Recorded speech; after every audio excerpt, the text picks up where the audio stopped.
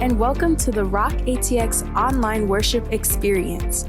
You're getting ready to experience God on another level.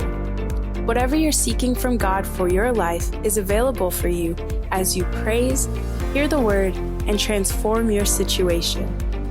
While you're worshiping with us, feel free to interact with our online ministers in the chat and share this broadcast with your friends and family so they can join you online.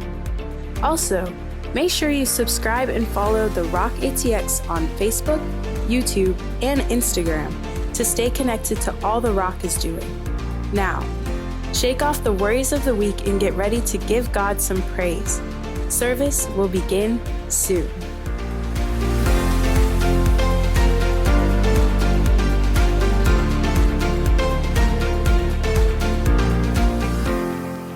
What we've accomplished in life is because of our routine. And what we have not accomplished in life is because of our routine. So the same thing by which you champion yourself is the same thing by which you confine yourself. Your routine. Am I making sense to somebody? Now, go to my next slide. So what happens here, I want to show you something here that I believe that messes with us. Because some things that we believe are fact are really fake.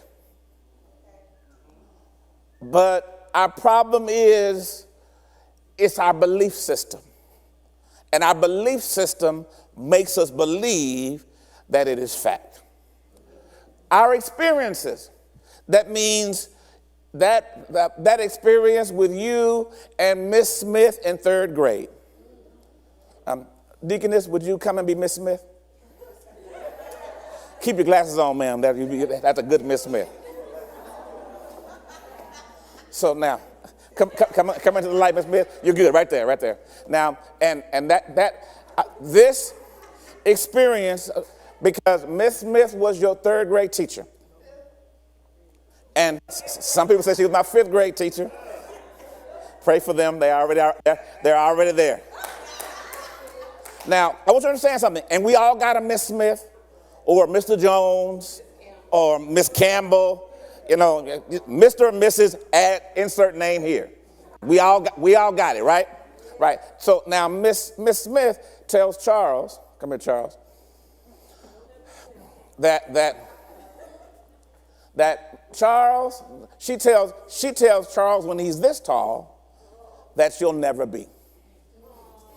That you're not good in math. You're not a leader. You don't enjoy reading. And so she tells him that in third grade, fifth grade, whatever grade your Miss or Mr. told you, right? Now, here's the deal. So now Charles then now has the opportunity to go to college. But the problem is, when Charles went to college, he took the Miss Smith experience with him. So now, as soon as they say, you got to take math 101, what happens to Charles? Math. I'm not good at math. Reading, I don't know how, there's too many words. It's too many, the book's too long. I can't write, whatever else. Am I making sense? Because, so his experience with Miss Smith actually invoked what we call a belief system. Now, this belief system is this internal voice that's always talking to you. Now, understand this. Nobody knows it, but we all can see it. It's invisible. It's invisible. Thank you, Linda. My brain was like, it's in. Invisible to everybody, but it's visible to everybody. Am I making sense? So, Jaleel, come here, and you be Charles's belief system. So that means you just going to be talking to him in the back of his head all the time. Now, notice. So his belief system. Now, what happened? He had a bad experience with Miss Smith, and now his belief system is always talking to him, telling him what he can and what he can't do. And he's always referring back to, what Miss Smith said. So now, here's the deal. So now Curtis comes, and Charles needs a job from Mr. Curtis. And Mr. Curtis would love to hire Charles. And he hires Charles. And he tells Charles, man, you're my man. I believe you're going to be good. But what's happening in Charles's head? That belief system is now talking to Charles, right? And now the belief system does this. It influences our expectations, which means because of the belief system, Charles expects his new boss to fire him. He expects to be rejected. He expects to fail. And when his new boss gives him a new assignment, Charles' belief system says, he's setting you up, Doc. Man, you're going to mess right. He's trying to get you fired. Don't get caught up in that. Now notice, Mr. Curtis is not thinking about Miss Smith. He doesn't even know Miss Smith. Mr. Curtis he just wants this job done, right? But now Charles thinks now Mr. Curtis, he expects this bad relationship. And so when Mr. Curtis says, give me the report, tell him to give you a report, give me the report, Charles goes to his office and stresses out. Why? Because the belief system says, he's trying to get you. Here's the setup.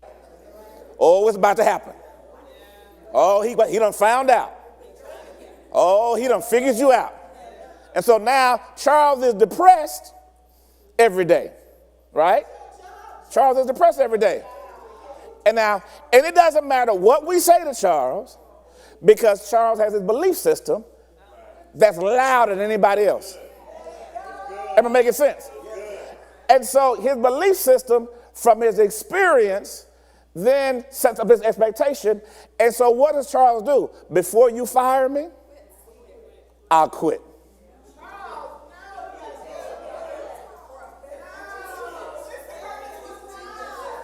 Now, Mr. Curtis didn't do nothing. Am I making sense? So now Charles gets a job from Mr. Joe. And Mr. Joe hires him. But the problem is, when he hires Charles, he doesn't know that he hires what? Miss Smith, or the belief system. And so the belief system comes in again.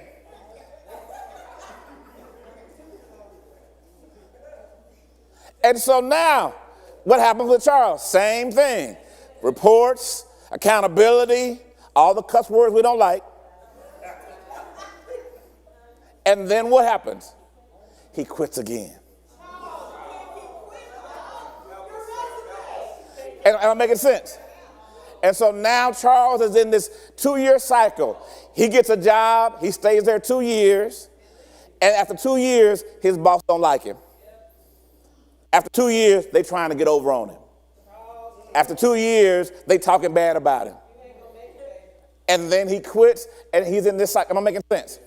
You guys may take your seats. This is what I mean by this idea of our belief system. It's working with everybody. So this is why, even in ministry, listen, the devil knows you got a year and a half.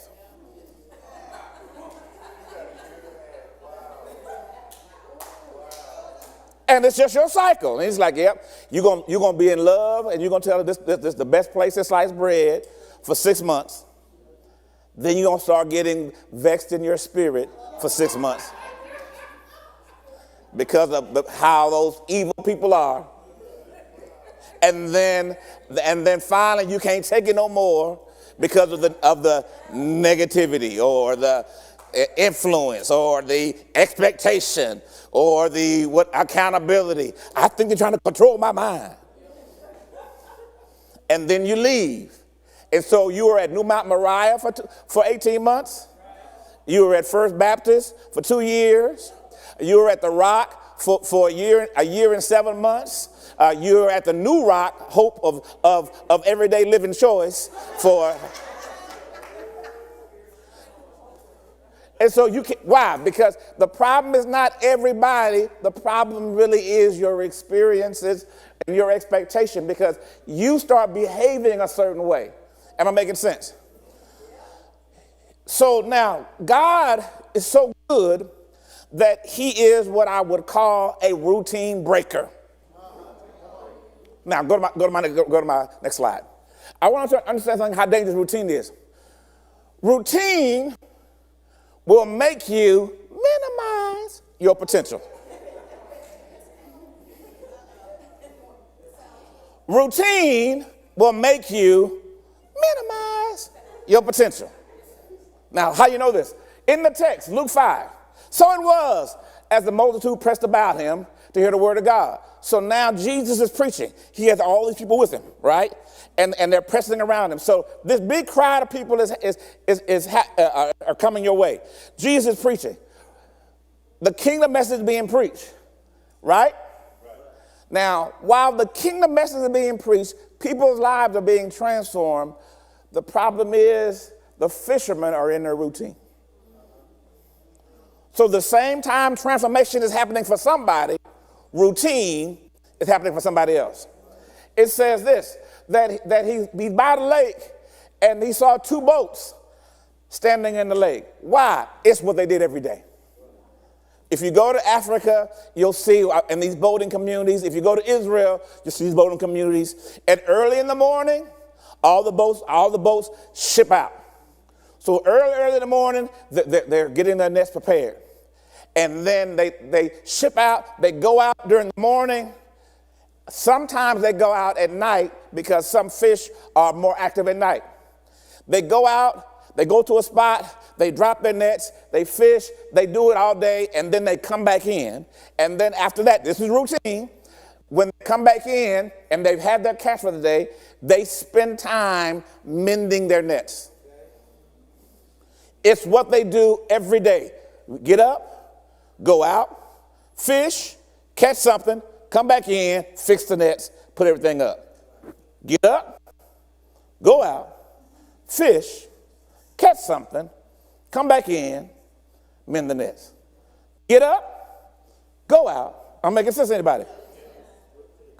Fish, catch something, come back in, mend the nets. And they do this every day. So now, I want you to understand, while Jesus is preaching the kingdom message, these men are in routine. He sees two boats standing by the lake. So they are no longer in the lake or in the depths of the lake. They are on shore now, anchored and ready for the end of the day. Why? Because of routine. And he says this, and they were washing their nets. While the fishermen had gone out from them, the fishermen were finished for the day. And whatever happened, happened. Now, here's the thing I want you to understand. Jesus is walking into their lives, and they're in routine. Jesus is approaching their life, and they're in routine. They're not expecting anything to happen because they're in. They're not thinking about what's happening with people around them because they're in routine. Jesus looks at their boats and he asks them a question. He says, hey, can I get onto your boat? Listen, and use it for something that you've never thought of. I'll say it again.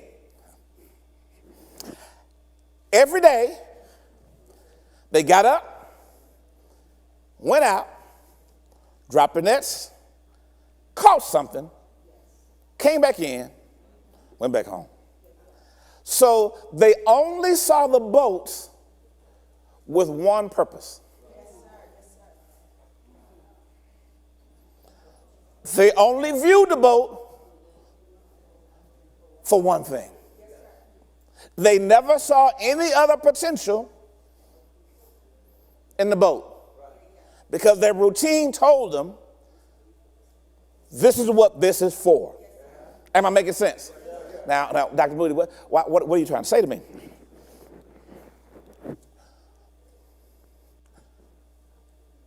When they created the iPhone,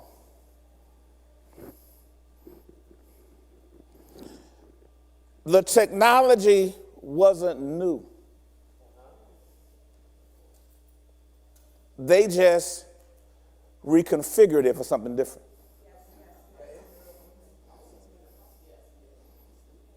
The iPhone didn't invent telecommunications. It didn't even invent having a calendar on your electronic device. They already had devices where you could have a calendar and you could have a schedule and everything else. In fact, the Apple development team was pushing Steve Jobs to create a phone. Steve Jobs said, I don't want to create a phone. These smartphones are stupid. And he was like, we're not in that business, so I don't want to create a phone. And they were like, but you need to create a phone.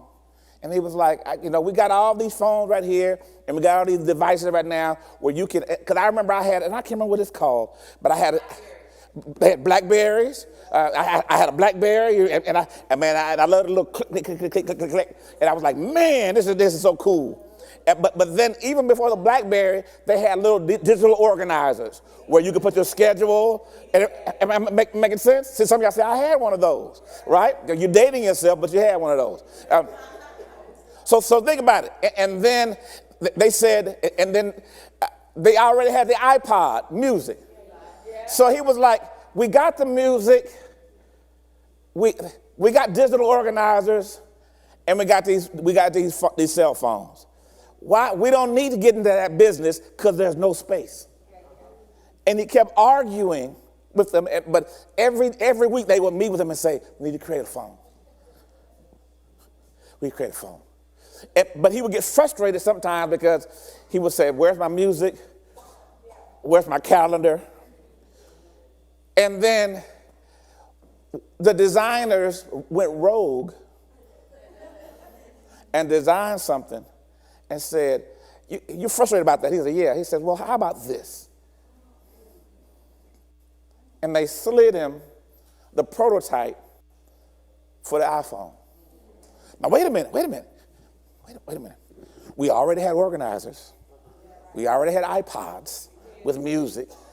Am I making sense? We already had computers. You could already get your email on your Blackberry. So now he was like, there's no space for it because this is what everybody does. Routine will minimize your potential because you will start thinking that I know how this works.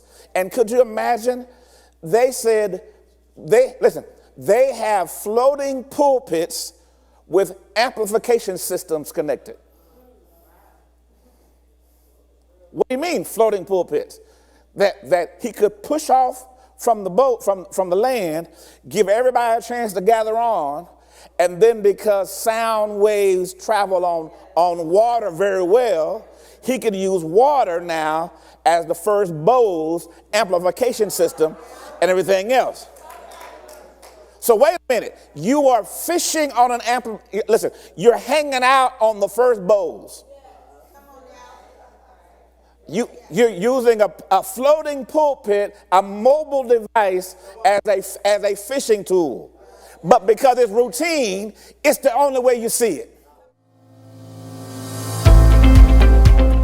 Thank you for worshiping with us today. If you're in need of prayer or someone to talk to, our online ministers are available for you right now in the chat.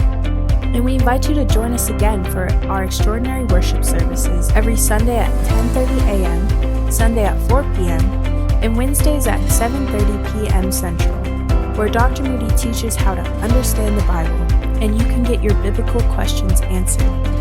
We look forward to connecting with you and ask that you subscribe to The Rock ATX on YouTube and follow us on Facebook and Instagram to stay connected to all The Rock is doing. Also, you can connect with us through our website at TheROCKATX.org. Again, thank you for worshiping with us, and be blessed.